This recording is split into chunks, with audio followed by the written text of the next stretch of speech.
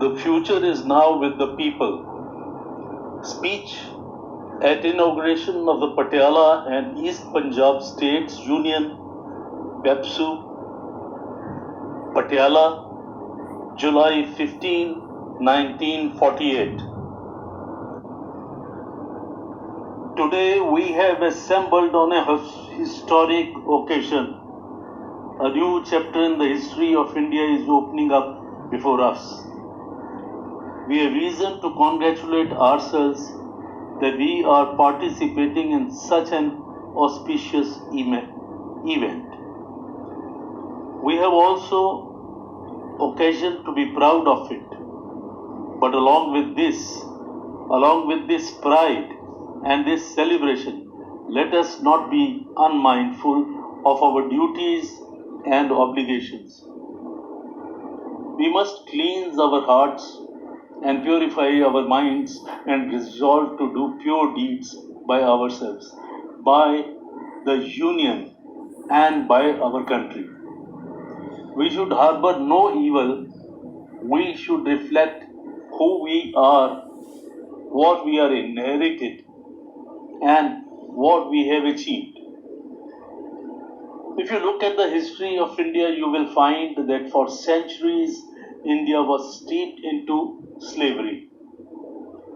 What struggles, what excess sacrifices, what bitterness, and what sorrow we all had to face to rid India of the centuries old malady, that is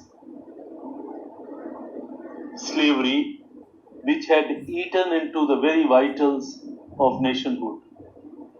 A great change has come about. Indeed, a great revolution has been brought into being. The greater the change, the more comprehensive the revolution. The more are the travails through which the country has to pass. We have already had more than our due share of troubles and turmoil. We are lucky to have survived so many of them, but many are still to be overcome. If we falter or fail, we shall consign ourselves to eternal shame and disgrace. I want you to realize the full gravity of the situation and to consider the position in the right perspective in the light of the legacy which we have inherited. Did anyone dream a year or two ago that 1/3 of India would be integrated in this fashion? This is the first time in the history, after centuries, that India can call itself an integrated whole in the real sense of the term. But we must all reserve that whatever mistakes we might commit, we should do nothing which would be calculated to send India back to the slavery of the past. It is therefore the duty of India's valiant sons to see that the clocks of progress are not put back, but go forward. We must also realize that if we have to take due place in the country of nations, it will not come to us for the asking. We shall have to strain every nerve for it. What I told you during my last visit to Amritsar and Patiala in September and October last year still deserves to be carefully considered. I had told you then that it is not necessary for you to struggle to wrest power from the princes.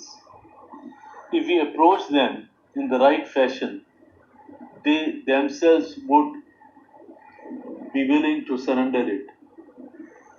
Those words have come true today. In the achievements which are shown to the credit of the state, ministry, and the princes have their due share. Similarly, I ask the Sikhs of Punjab in the Punjab states to come in to rescue the unfortunate and stranded refugees by giving an undisturbed passage to the Muslim refugees going to Pakistan. The Sikhs, who have always extended their love and consideration to me, listen to my appeal, which His Highness the Maharaja of Patiala and I made on the occasion and agreed to give that passage. You were then united. But now I see proofs of disunity in your ranks. If you feel that the danger has passed and that you can indulge in the pastime of dissensions, you are grievously mistaken. Punjab's, or for that matter India's troubles are not over. We have still to face scores of them during the troubles time ahead. Just you had agreed to what I said. You have to make similar way for free India to forge its course ahead. You have to give a helping hand in the same way as you did then. If I have come here today, it is not only to fulfill the promise which I had made to my friend and brother, the Maharaja of Patiala, but also to tell you that your duty is in the circumstances in which the country is situated today to forge ahead. You have not succeeded in forming a ministry. I am neither sorry nor disturbed about it.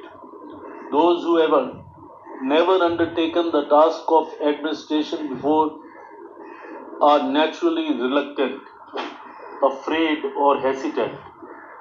But what is therefore necessary is to have a stout heart and a fearless mind. If you read the history of democratic countries, you will find that where there is stability, there the task of administration goes on steadily. But where a country is foundationally unsteady, it becomes a prey to all sorts of influences, feelings, sentiments, and ideas. Our primary aim should be therefore to achieve that stability which is the most surest foundation of progress. This stability can come only when there is unity in our ranks. It is true that for the foundation of a democratic government, we must have a government and an opposition.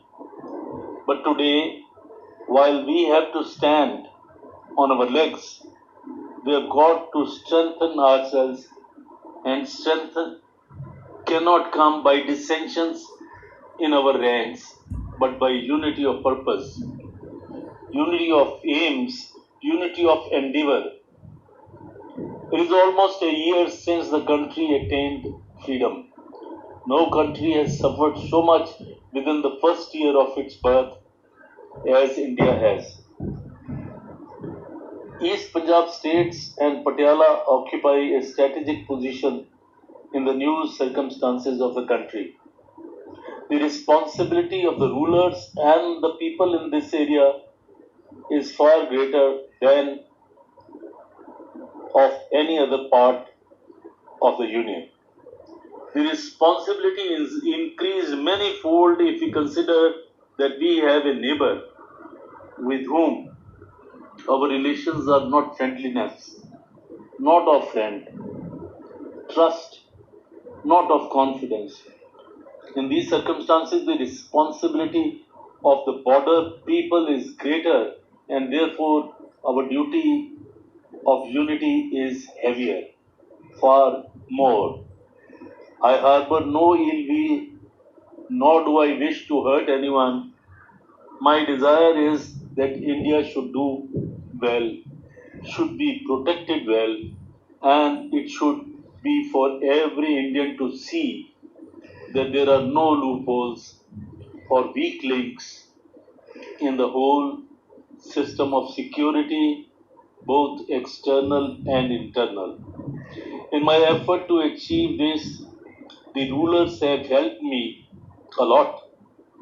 It is now for the people to extend their helping hand to me. Time is for the essence. It is. We have to move quickly, and unless we do so, we have a big stake to lose. The charge is sometimes hurled against the state ministry that it has moved too quickly.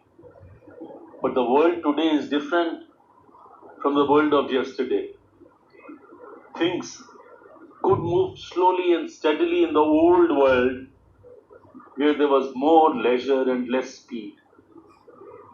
Today, one day is equal to a century. See how overnight states have fallen and empires have disappeared. Who can say that the time does not fly and that we can afford to wait? In integration and democratization, therefore, there must be quick progress if the country is to avoid disasters and threats to its existence and unity. In this connection, I warn certain princes who are still thinking of disturbing the security and the integrity of the states. Some one of them pays heed to an astrologer that in August the ministry would break and the government will fall, thereby giving him a chance to stage a march to Delhi.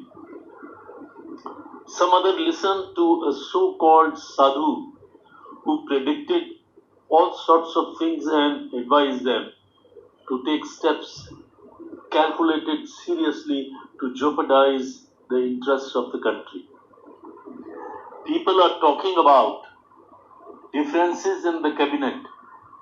They do not seem to realize that the cabinet system of government is based on the simple principle of joint responsibility. We stand or fall together. Some are talking in terms of Jatistan, some terms in Rajasthan, some seem to be scheming about staging disturbances when India gets involved in Hyderabad. Let all these persons remember that we have not taken the reins of the office to destroy what we have achieved. We have done so not to build a sound, not only to build a sound system of administration, but also to raise a noble edifice of which both we and the future generations can feel proud of and happy. To that task, we shall devote ourselves with full energy and vigor and resources. We are not going to give in because astrologers and sadhus say so and other evil designers desire it. We shall give it only when we have done our job. I feel that in the task ahead, we are entitled to receive the cooperation of every true son of India. And if each one of us plays the part we must, I have no doubt that we shall succeed. Many have asked me what is going on and what is going to happen in Hyderabad. They forget when I spoke at Junagadh, I said openly that if Hyderabad did not behave properly, it would have to go the way Junagadh did. These words still stand, and I stand by those words. The former Governor General, Lord Mountbatten, thought that he would be able to secure a peaceful settlement. I let him try. He tried his best.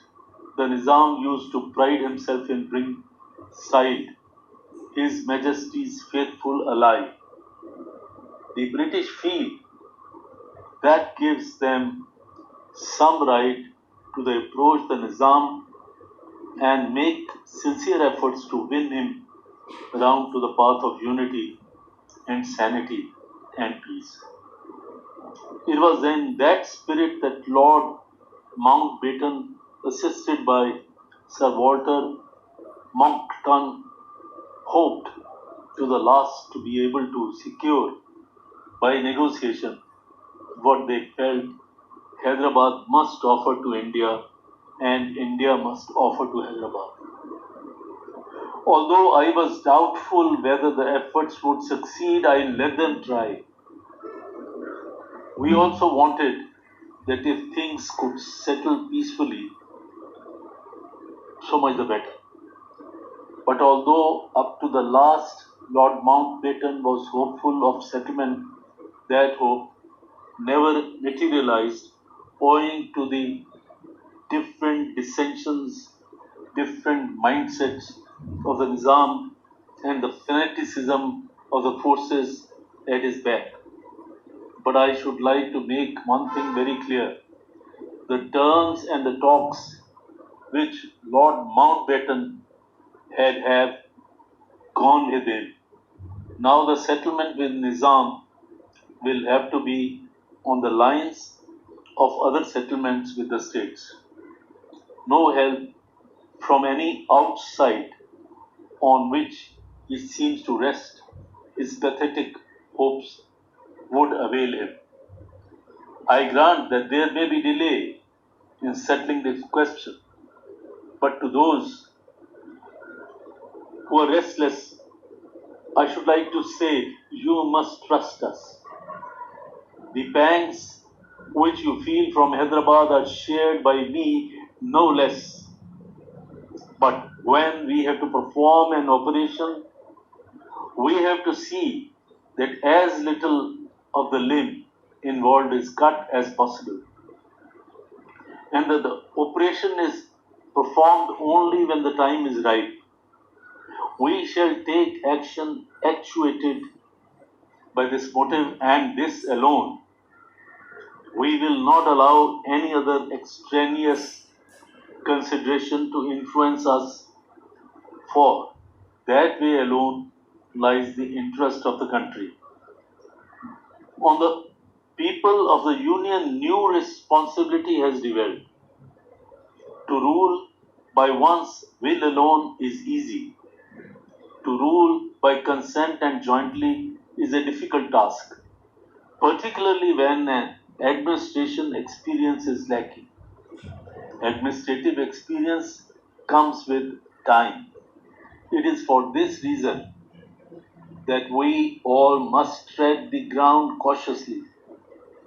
As for the criticism of the so-called dual control and the system of advisors and administrators, we ourselves do not want to inflict on the people officers whom we can ill spare.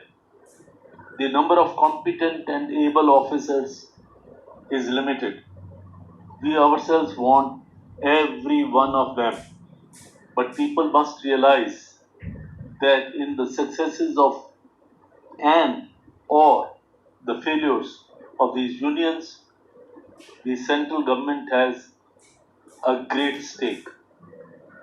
The quickening of the steps and the transfer of power of the states are not achievements of the states people alone. The states ministry has played a major role, and it is therefore its responsibility to see that efficient and orderly government rules over these territories. Swaraj involves learning by experience. That is the proverbial costly, but we have to ensure that the cost is not disproportionately high and serious mistakes are prevented. It is not wise or practical politics to rush headlong into experiments and decisions of doubtful wisdom. The position is such that everyone must tread cautiously. Mistakes can be tolerated elsewhere where administration is set on even key, but where the foundations have not yet been laid and not properly made, they cannot be tolerated. We must be mindful. We must also very well take into consideration the need of a secular and peculiar approach to the Indian problem. Religion is by no means the target of attack by the government. There is no question of the central government attacking any religion or placing any religion in danger. We have not done so even in the case of those who separated from us. It is they themselves who are attacking their own supporters. One of the true followers of the Prophet, Khan Abdul Gabbar Khan, has been placed behind bars by the frontier government, and recently the Pakistan government has sanctioned the bombing of the defenseless tribesmen of the frontier. As a contrast, I may refer to this decision which the government of India took not to resort to bombing, where a band of tribal members attacked defenseless people in the settled district of Hazara. That was the decision of the government, which was predominantly non-Muslim, whereas a Muslim government of Pakistan had sanctioned bombing operations against the Muslims of the tribal territories. I must mention the notable contribution of His Highness the Maharaja of Patiala made to the unity and the integrity of India. He took up the cause of the country at a time when there were few friends among the princely order, and when serious attempts were being made to balkanize India by means of one more Rajasthan, one more. It was his patriotic lead that contributed in a large measure to change the attitude of the princes to the problem of accession to the Indian dominion. I acknowledge the ready and willing help which the rulers have given to me in implementing the policy of integration and democratization. This involved considerable sacrifice and self denial on their part. For all this, I am most grateful. I am particularly happy to associate myself with the inauguration ceremony of Patiala and East Punjab States Union at this as the last celebration, or perhaps, if I may say so, the first celebration of its kind.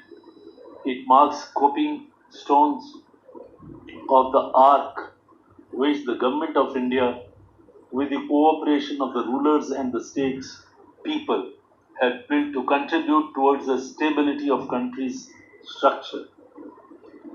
It now remains for the people to utilize the tremendous opportunity that lies before them. The future is now with the people. They themselves can make it, or they themselves can mar it.